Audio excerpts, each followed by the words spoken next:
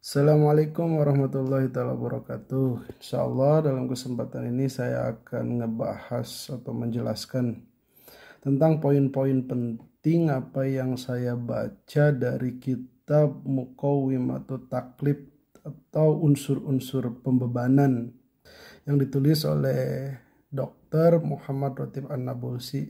Nah, kitab ini sebagaimana beliau jelaskan di awal-awal pengantar berkaitan dengan pengetahuan tentang persoalan ibadah. Akan tetapi di samping itu juga sedikit mencakup tentang persoalan akidah dalam sudut pandangnya yang baru, di mana pertama-tama dijelaskan oleh beliau bahwasannya manusia itu adalah makhluk yang berada paling puncak dari semua makhluknya Allah. Lalu kedua, dia itu makhluk yang dimuliakan, dan yang ketiga, dia itu dibebani. Oleh karena itu, maka alam semesta oleh Allah Subhanahu wa taala itu dia ditaskhirkan atau ditundukkan untuk melayani manusia. Tapi manusia di sini bukan berarti dia itu menjadi sentris ya. Justru malah alam semesta ini dia adalah bagian daripada amanah yang harus dijaga.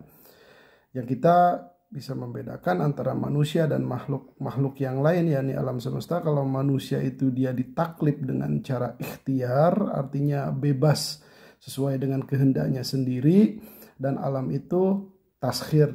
Jadi kalau alam itu dinisbatkan kepada Allah Subhanahu wa taala, dia adalah makhluk yang akan senantiasa mentaati Allah, sementara manusia dia bisa mentaati dan bisa maksiat. Oleh karenanya apabila manusia dia itu bermaksiat, maka dia itu tidak sejalan dengan cara berjalannya alam semesta. Seolah-olah dia itu berjalan secara terbalik ya. Kalau kita gambarkan berarti seperti ini. Kalau misalnya alam semesta dia berjalan ke sini, nah orang yang bermaksiat dia berjalan ke arah yang sebaliknya. Sehingga terjadi ketidakharmonisan. Otomatis Johorul Pasadu Pil Bari wal Bahri Bima Kasabat Aidinas. Nah, banyak para pentafsir mentafsirkan kata Bima Kasabat itu dengan maksiat. Ya, mungkin sederhananya seperti itu. Nah, kita langsung saja ke isi kitab. Di sini beliau mengatakan, lihat di atas, insan itu dia adalah makhluk mukallaf, yaitu yang menjadi subjek hukum untuk melaksanakan penyembahan terhadap Allah Subhanahu wa taala, sebagaimana Allah berfirman, "Wa ma khalaqtul jinna wal insa illa liya'budun." Ngomong-ngomong, apa sih itu ibadah? Ibadah itu adalah pertama-tama mengenal Allah, lalu mentaatinya, lalu yang ketiganya adalah mempersiapkan diri untuk senantiasa kurbah terhadap Allah Subhanahu wa taala atau semakin mendekati Allah Subhanahu wa taala. Yang dalam redaksi yang lain bisa kita katakan, jadi di dalam agama Islam itu dia ada 3 konsep universal yang mencakup tentang aspek ma'rifiyah, pengetahuan, sulukiyah atau perilaku, dan yang ketiganya adalah jamaliyah. Ini mirip-mirip sekali ya dengan tiga aspek yang biasanya dibahas dalam filsafat, yaitu aspek logika, aspek etika, dan aspek estetika. Nah, di antara ketiga itu yang menjadi dasar adalah kuliah sulukiyah. Adalah sesuatu yang bersifat suluki, yaitu perilaku manusia. Terus dan kuliah ma'rifiyah, pengetahuan, dia menjadi sebab akan kuliah sulukiyah tadi. Jadi intinya beretika ya didasarkan daripada logika atau pengetahuan. Dan kuliah jamaliyah, adapun estetika, itu merupakan konklusi atau kesimpulan daripada kuliah sulukiyah. Maka di sini kita bisa melihat mana yang menjadi sebab, mana yang menjadi dasar, dan mana yang menjadi hasil. Yang pertama adalah yang menjadi sebab adalah iman, yaitu dengan mengenal Allah Subhanahu wa taala. Lalu setelah itu mentaatinya, nah ini yang dimaksud dengan suluk. Lalu yang ketiganya adalah semakin mendekat kepada Allah Subhanahu wa taala baik di dunia dan di akhirat. Ini yang dimaksud dengan jamaliyah. Jadi di sini poinnya kita sudah melihat bahwasanya Allah Subhanahu wa taala itu benar-benar membebani kita agar kita itu terus senantiasa mensucikan diri. Alasannya karena jika kita sudah mengetahui Allah Subhanahu wa taala dan Allah Subhanahu wa taala telah membebankan kita untuk mentaatinya dan kita harus mendekat kepada Allah Subhanahu wa taala, maka di sini kita artinya sudah memberikan penjelasan terhadap diri kita sendiri tentang tujuan daripada eksistensi kita. Allah Subhanahu wa taala berfirman, qad aflaha man zakkaha. Jadi intinya sukses di antara kesuksesan, kemenangan di antara kemenangan ya adalah saat kita bisa benar-benar mensucikan diri.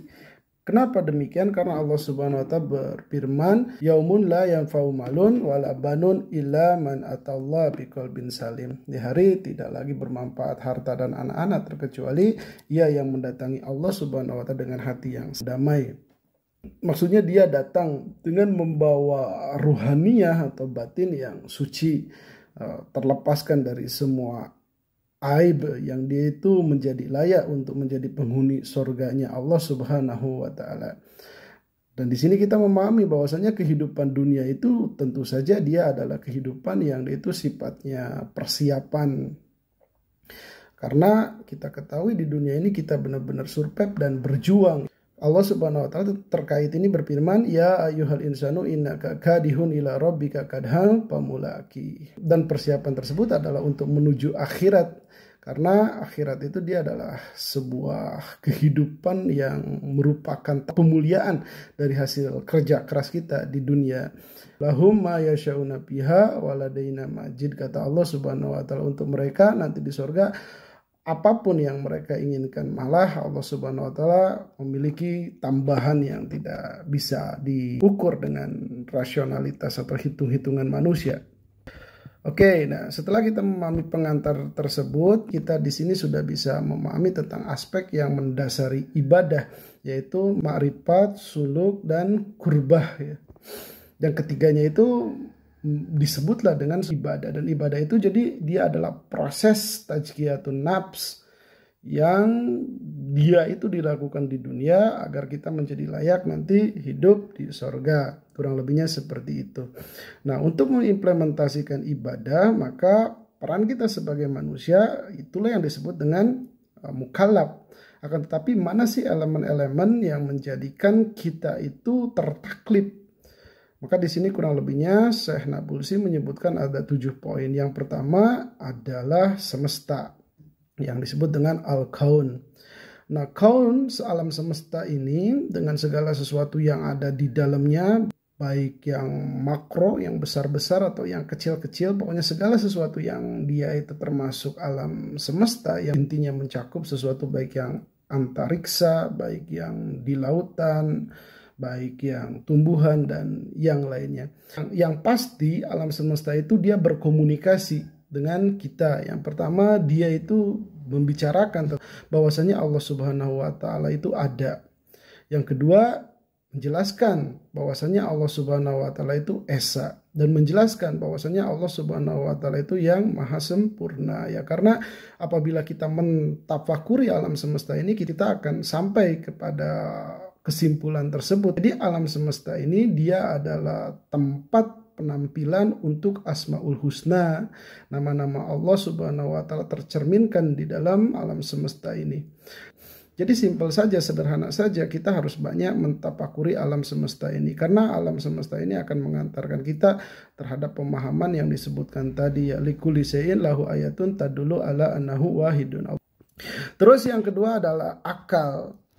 Allah Subhanahu wa taala sudah menjelaskan tentang akal dan segala sesuatu yang berkaitan dengan akal di dalam Quran, ya afala yaqilun.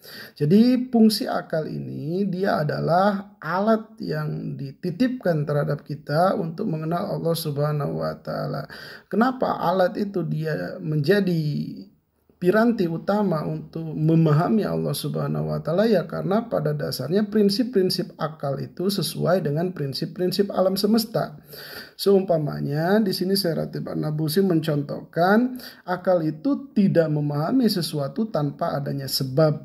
Maka di dalam akal dia ada sesuatu yang disebut dengan mabda'us sababiyah, prinsip kausalitas rasional, ya tentang hubungan sebab akibat. Terus akal juga dia itu tidak memahami sesuatu tanpa ada hikmah. Maka ini disebut dengan mabda'ul ghaiyah. Terus akal juga dia itu tidak bisa menerima sesuatu plus kontradiksinya. Ini yang disebut dengan mabda'u adamit tanakud atau prinsip tentang non kontradiksi. Nah, 3 prinsip ini ya sebetulnya sejalan dengan geraknya atau dengan prinsipnya alam semesta. Terus yang ketiga adalah al-fitratul insaniyah, yaitu primordialnya manusia.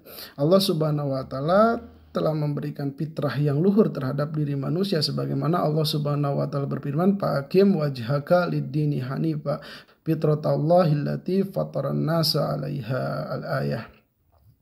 Apa sih yang dimaksud fitrah? Fitrah itu adalah kecintaan kita terhadap kebenaran, membenci terhadap kejahatan, mencintai terhadap kebaikan, dan tidak menyenangi terhadap keburukan, mencintai keadilan, membenci kejoliman, mencintai kasih sayang, dan tidak suka terhadap yang jahat. Nah, manusia itu pada dasarnya difitrahkan terhadap sifat-sifat seperti ini.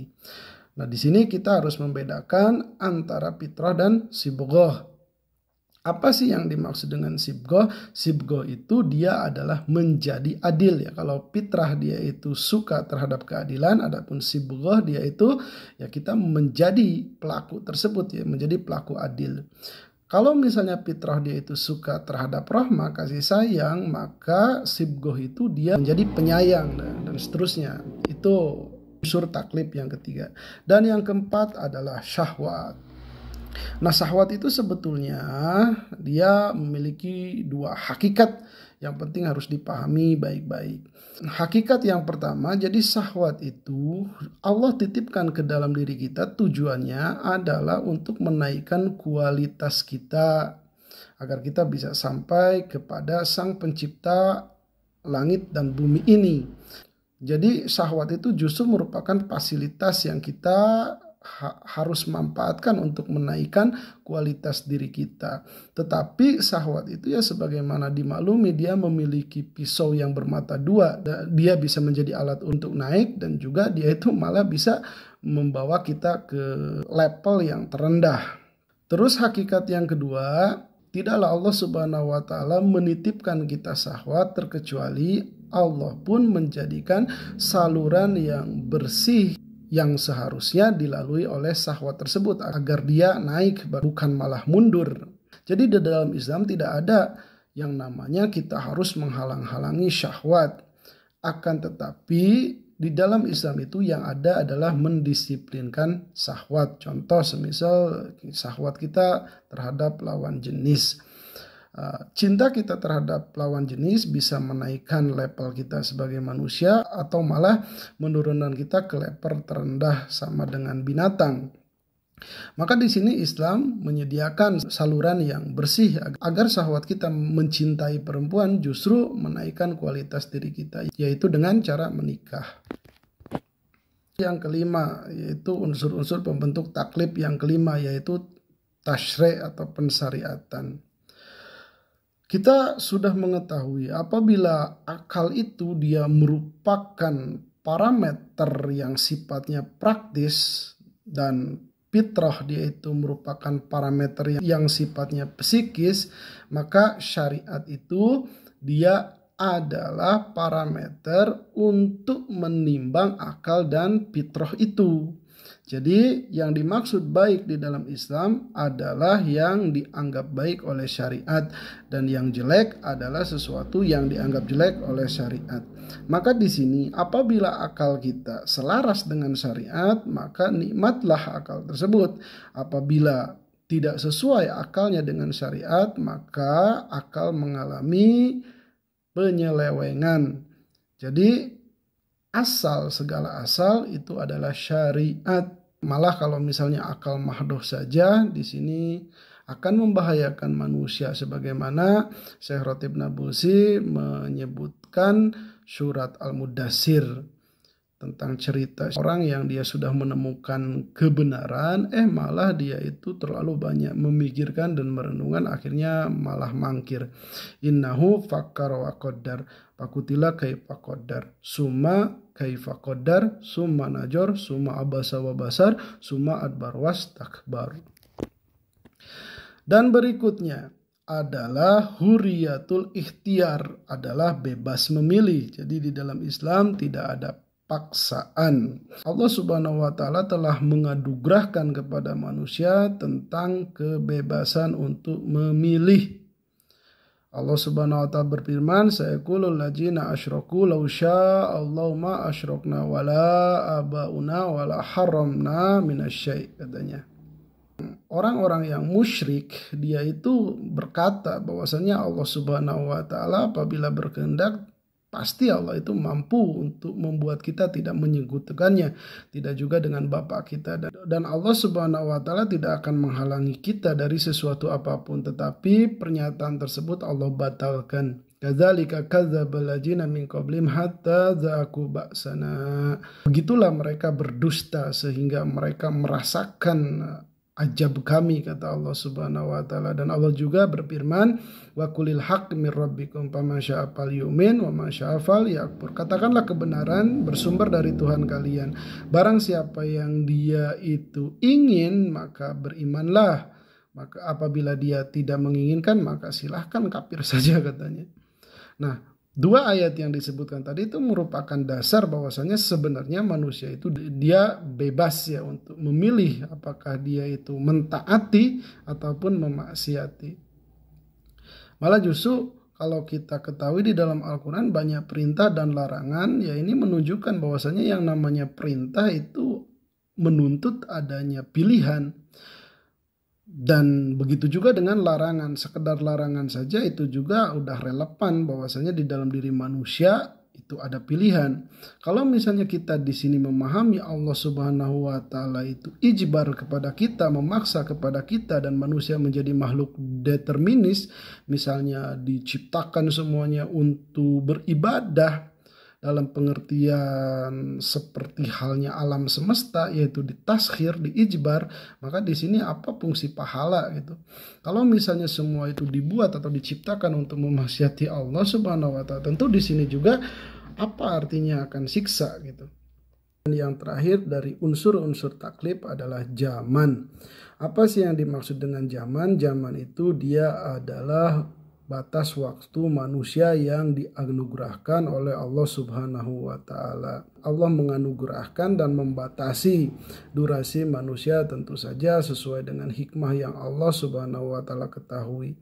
Tujuannya untuk apa? Ya, usia ini menjadi wadah untuk amalnya manusia, yang mana manusia bisa produktif dalam mengenal Allah Subhanahu wa taala dan dalam melaksanakan amal soleh, terus juga menyeru kepada orang lain untuk sampai kepada Allah Subhanahu wa taala.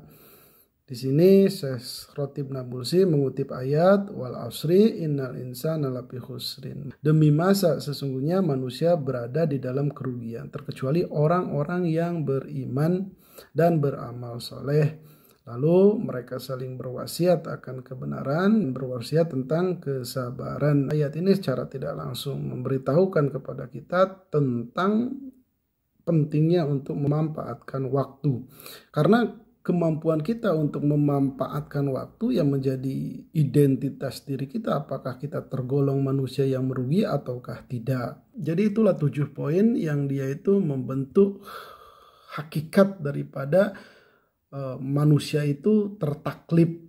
Di sini Syekh Khatib An-Nabulsi mengintisarikan yang kurang lebih kata beliau, jadi manusia itu dia adalah makhluk yang dimuliakan, makhluk yang ditaklif. Makhluk yang ditaklif itu adalah maksudnya untuk mensucikan dirinya. Nah, untuk mensucikan diri dia membutuhkan terhadap alam semesta yang Allah Subhanahu wa taala taskhir. Yang Allah buat alam semesta itu adalah untuk melayani kita, yang tujuannya dengan pembacaan kita terhadap alam semesta kita menjadi mengenali Allah Subhanahu wa taala. Untuk berkomunikasi dengan alam semesta tentu saja kita harus memiliki alatnya, dan Allah Subhanahu wa taala menganugerahkan alat tersebut yang disebut dengan akal. Nah, lalu selanjutnya Allah juga menitipkan kepada kita fitrah yang dia itu sesuai dengan hukum-hukum agama, karena fitrah manusia pada dasarnya mencintai kebaikan. Di fitrah itu dia adalah sumber-sumber manusia mencintai terhadap kebaikan dan menolak yang namanya kejahatan. Tetapi untuk sampai kepada kebaikan, ya seperti halnya terhadap keburukan, dia itu butuh perangsang. Maka di sini ada syahwat. Syahwat itu yang menjadi motor penggerak ya untuk menuju kepada apa yang dicintai fitrah ataukah yang dibenci oleh fitrah. Dan hal ini tentu saja bergantung terhadap ikhtiar karena manusia memilih gitu. Maka dari sini butuhlah terhadap aturan-aturan pensyariatan yang mendisiplinkan manusia. Apakah dia itu mau mengikuti fitrahnya terhadap kebaikan atau justru dia itu malah memilih melawan fitrahnya. Yang apabila dia melawan fitrahnya, karena fitrah itu pada dasarnya sesuai dengan pensyariatan, maka dia itu bukan hanya saja menentang fitrahnya, tapi justru memaksiati atau melanggar aturan-aturan yang Allah syariatkan. Yang seharusnya dia disiplin menjadi tidak disiplin. Dan apa yang menjadi keenam unsur taklif tersebut, dia itu membutuhkan waktu yang disebut dengan umur atau usia yang dia itu menjadi wadah untuk amal dan yang menjadi tempat di mana manusia menunaikan tugasnya untuk beribadah. Nah, kurang lebihnya itulah intisari daripada kitab Muqawwimah Taklif itu. Mudah-mudahan dipahami dan tertarik untuk membacanya langsung. Terima kasih untuk saat ini. Wallahu a'lam.